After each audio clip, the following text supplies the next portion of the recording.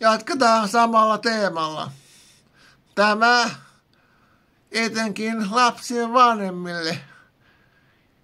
Jos teitä huolestuttaa tämä harjoitus, voitte toimia kuin juoda tämä naispuolinen jelimestari,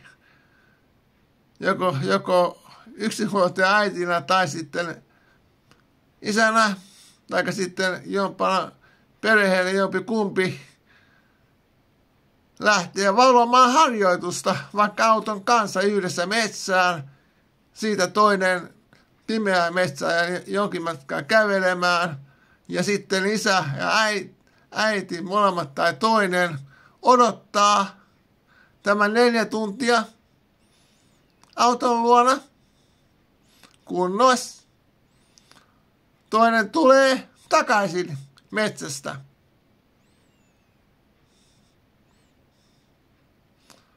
Tai jos tämä harjoitus on todella liikaa, niin voitte toteuttaa tämä sitten esimerkiksi jonkin pelin kautta harjoituksena. Jos sekin on liikaa, voitte sitten toteuttaa tämän esimerkiksi pimeä vaatehuone. Voi ajaa saman asian. Sen hieman kauhuteemainen musiikki.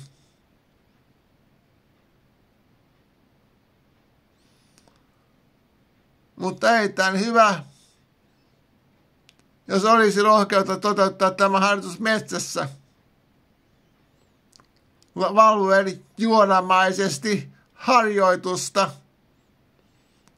joka ikinen kerta, kun lapsi on metsässä tai tekemässä tätä harjoitusta ja luomassa vankkaa mielenrauhaa ja pelottomuutta vaiston valppaiden kautta ja maalattiaa.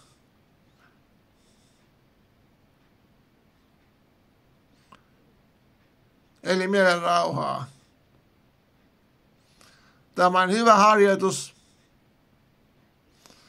Tämä on myös hyvä harjoitus vanhemmille. Löytää lisää mielenrauhaa itsellensä.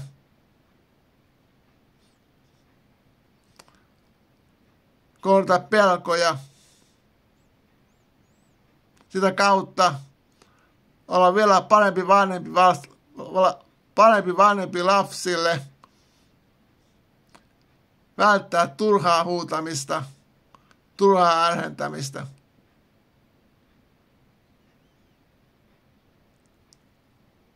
Totta kai silloin pitää olla tiukka, kun aiheuttaa olla tiukka ja kova. Mutta silloin ei tarvitse välttämättä huutaa. Voi sanoa asiat vahvasti, selkeästi ja kuuluvasti, mutta ei huutamalla.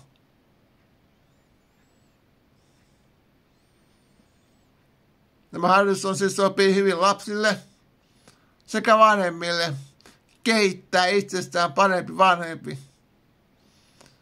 Jos on ollut ongelmia sen kanssa, että meinaa huutaa lapsille, vaikka ei ole tarkoitus huutaa, niin tämä harjoitus sopii hyvin myös heille.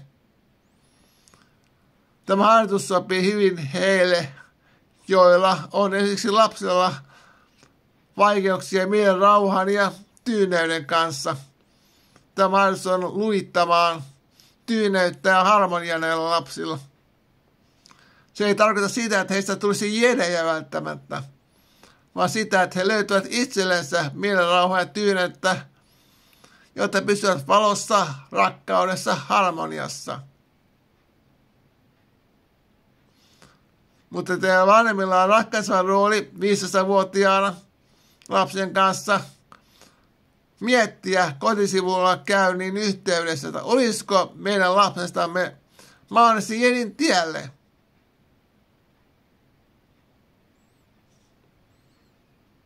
Se vaatii teidän asiantuntemustanne myöskin, koska edellytämme kaikilta kokeilijoilta, jotka ovat 15-vuotiaita, vanhempien lupaa kokeiluudelle aina 18-vuotiaan saakka.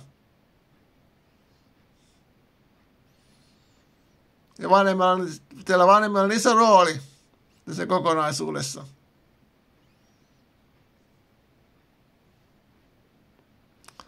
Mutta näillä ohjeilla suosittelen myös vanhemmille meditointia mietiskelyä, sitä kautta myös pelkojen kohtaamista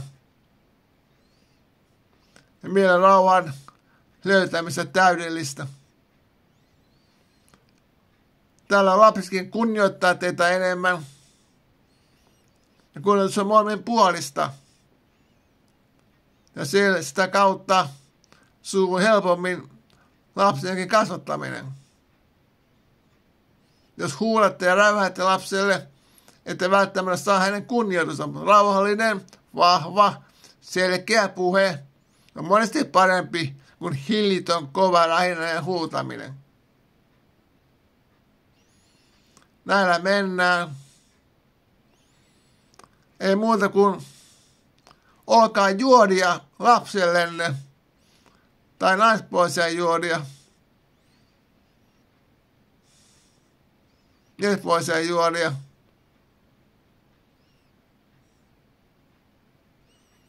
Mutta tämä on tärkeää. Että lapsenne saa hyvän tulevaisuuden. Voima olkoon kanssanne. Muistakaa, teidän lapsenne kuuluu kristallilapsen sukupolveen. Heissä olisi tärkeää saada valon kulkijoita. Voimakoon kanssanne.